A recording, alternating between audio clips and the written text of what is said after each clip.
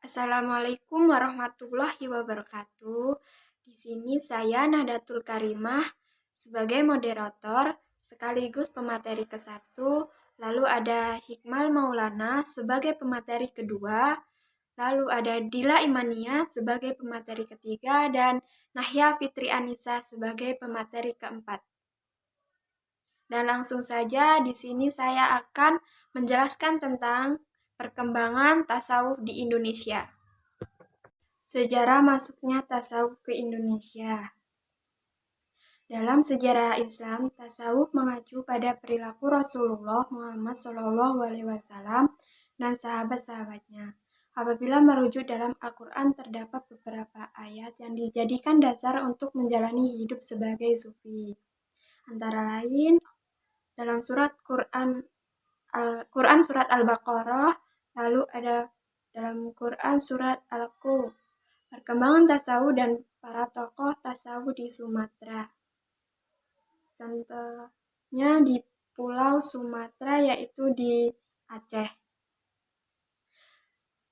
Dalam pembicaraan tentang sejarah dan pemikiran tasawuf di Indonesia, Aceh memegang peranan yang sangat penting karena Aceh merupakan wilayah yang tidak bisa dipisahkan dalam sejarah Islam di Indonesia, khususnya Malaysia, Thailand, Brunei, dan negara-negara di Semenanjung Melayu pada umumnya. Nama saya Hikmal Maulana. Di sini saya akan menjelaskan perkembangan tasawuf di Indonesia, khususnya di Pulau Jawa. Islam masuk ke Pulau Jawa tidak bisa dilepaskan dalam konteks masuknya Islam di Nusantara. Orang banyak menyebut bahwa Pulau Jawa adalah pulaunya Wali Songo, karena Islam tersebar di pulau ini tidak lepas dari kegigihan perjuangan para wali yang disebut dengan Wali Sembilan atau Wali Songo. Mereka adalah orang-orang yang mempunyai sifat-sifat keistimewaan luar biasa, karomah, yang dengan itulah dakwah-dakwah keislaman mereka dapat diterima secara damai oleh penduduk Pulau Jawa.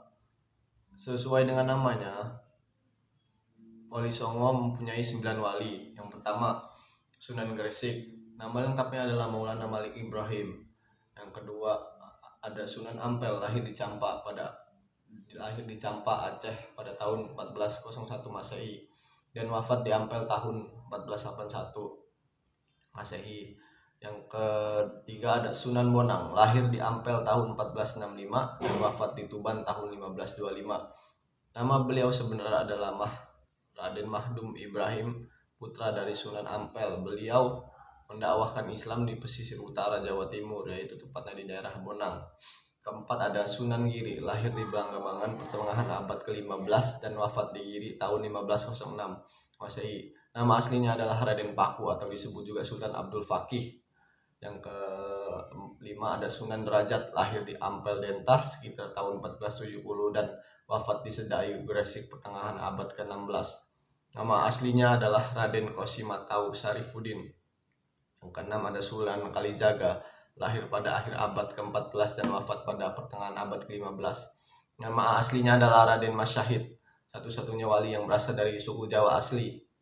Yang kedua ada Sunan Kudus, lahir di Kudus pada abad ke-15 dan wafat tahun 1550. Nama aslinya adalah Ja'far Shodiq. Sunan Kudus masih mempunyai hubungan keturunan dengan Nabi Muhammad SAW. Yang ke-8 ada Sunan Muria, lahir pada abad ke-15.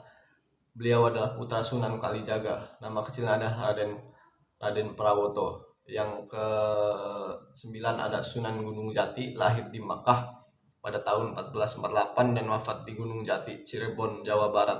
Nama aslinya adalah Sarif Hidayatullah, cucu Raja Pajajaran Prabu Siliwangi.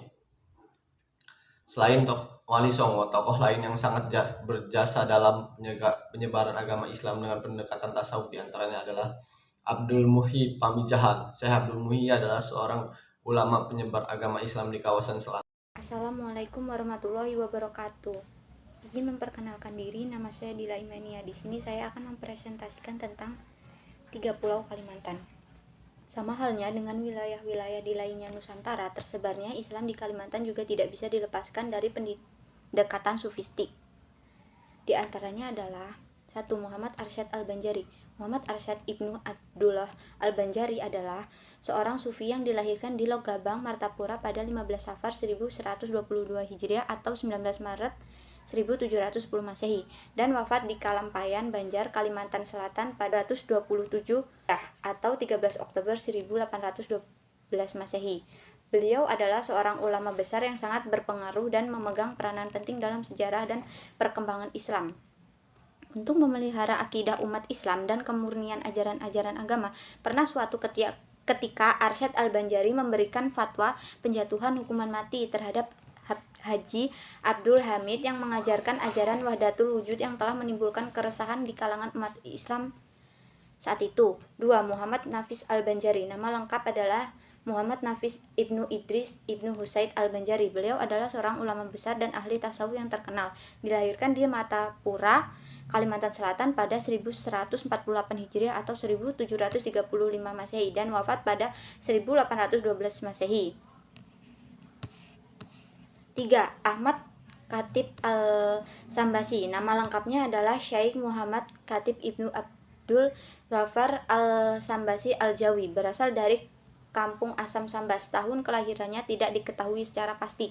Syekh Muhammad Khatib Al-Sambasi berperan besar tersebut rekat Nasyabandiyah, Muzariyah, dan Qadariyah Nasyabandiyah di Indonesia. Penggabungan ini, ajaran kedua tersebut dimungkinkan karena pertimbangan logis dan strategis bahwa kedua terekat tersebut memiliki inti ajaran yang saling melengkapi. Baiklah, di sini saya Nahya Fitranisa sebagai pemateri keempat dari kelompok 9 akan menjelaskan tentang masuknya ilmu tasawuf ke Indonesia di Pulau Sulawesi. Baik, yang pertama itu ada di daerah Buton. Pada kurun waktu hingga abad ke-19 hingga abad ke-20, para penguasa Buton masih tetap memelihara nilai-nilai ajaran Islam yang bercorak sufistik.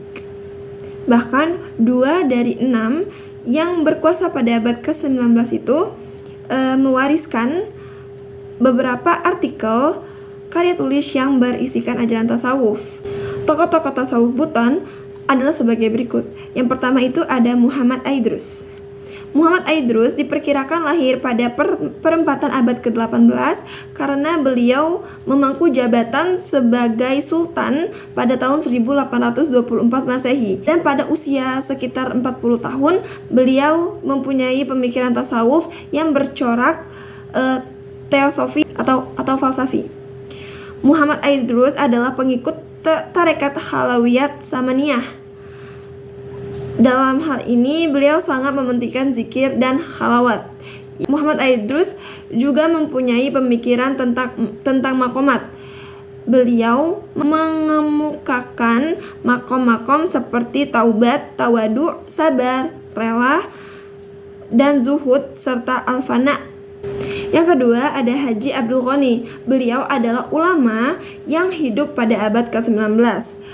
Dari sejumlah tulisannya, baik yang berbahasa Arab ataupun daerah, dapat dipahami bahwa beliau ini aspek tasawuf itu pengikut Al-Ghazali. Ajaran tentang makomat dari Abdul Ghani berbeda dengan Muhammad Aidrus. Beliau mengemukakan makom-makom seperti sabar, syukur, kerelaan, dan tasawuf. Dalam pengertian sabar ini masuk pula di dalamnya adalah zuhud dan waro. Yang ketiga ada Haji Abdul Hadi. Beliau ini merupakan anak dari Muhammad Aidrus. Sebagaimana Aidrus dan Abdul Ghani, Abdul Hadi juga mempunyai pemikiran tentang pentingnya syariat dalam bertasawuf. Dan yang keempat ada Muhammad Sholih. Seperti halnya dengan Abdul Hadi, beliau ini juga merupakan anak dari Muhammad Aidrus.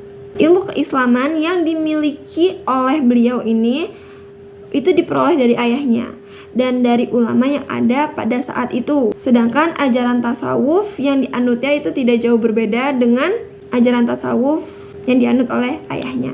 Yang kedua ada dari daerah Makassar. Setelah mengetahui tentang sejarah pertumbuhan dan perkembangan tasawuf di Buton, Sulawesi Tenggara, pada maka perlu juga kita mengetahui tentang sejarah pertumbuhan dan perkembangan tasawuf di Makassar. Dan salah satu tokoh tasawuf yang paling masyhur di Makassar itu adalah Syekh Yusuf Al-Maksari. Dalam pandangan tentang Tuhan dan manusia, Al-Maksari menjadikan bahwa Tuhan turun atau tanazul, sementara manusia naik atau taraki, suatu proses spiritual yang membawa keduanya semakin dekat namun tidak akan mengambil bentuk kesatuan wujud antara manusia dengan Tuhan. Banyak tarekat yang pernah dipelajari oleh Al-Makassari, namun di antara tarekat-tarekat itu yang paling menempel adalah tarekat Naqsyabandiyah. Materi terakhir yaitu pengaruh tasawuf dalam kehidupan modern. Ada beberapa faktor yang menandai arti penting tasawuf bagi kehidupan modern. Yang pertama, tasawuf merupakan basis yang bersifat fitri pada setiap manusia. Yang kedua, tasawuf berfungsi sebagai alat pengendali atau pengontrol manusia. Dan yang ketiga, tasawuf memiliki relevansi dan signifikasi dengan problema manusia modern karena secara seimbang memberikan kesejukan batin dan disiplin syariah sekaligus. Jadi tasawuf dapat dipahami sebagai pembentuk tingkah laku melalui pendekatan tasawuf suluki atau tasawuf akhlaki dan dapat memuaskan dahaga intelektual melalui pendekatan tasawuf falsafi. Sekian dari saya. Kalau ada salah kata, saya minta maaf, dan kepada Allah saya mohon ampun. Terima kasih. Wassalamualaikum warahmatullahi wabarakatuh.